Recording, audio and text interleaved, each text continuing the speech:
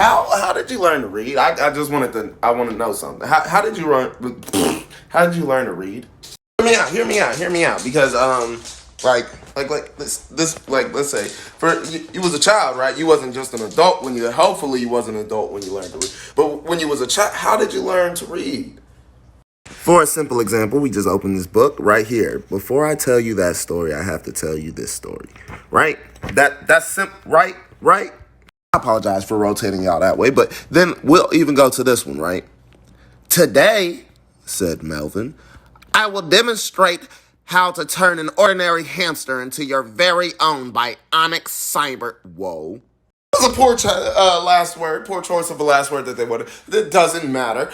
But in that same instance, that can be read multiple ways. You can either read it with some type of character voice when you see the quotes, or without one. You can read it monologue straight all the way through. But there's another aspect to it.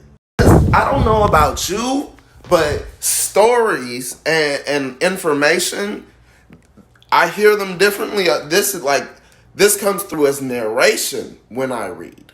Is this tracking? If this sentence was information, it would be, but before I can tell you that story, I have to tell you this story. But this is a story, so it's, but before I tell you that story, I have to tell you this story. Like, informational texts take me way less time to get through than something like that. However, something like this, I don't really have to read. It kind of reads itself to me. As long as the pages are there in front of me, the words, like, they're being heard up here. I don't have to sit there and actively read. But either way it goes, I definitely feel like if you're not narrating, or so in reiteration, when your child is learning to read, you should definitely, when it comes to any books, like, because we learn stuff like this first. We don't really read information for narration, and then let them learn monologue on all the other stuff. Let life be boring when they're like 10. Up until then, let it always stay exciting. Let no part of a story be boring. Because if you're reading a book like that to me, even right now, if you're monologuing any portion of it, then you want to get it exciting or start, you're going to lose me. I'm going to be like,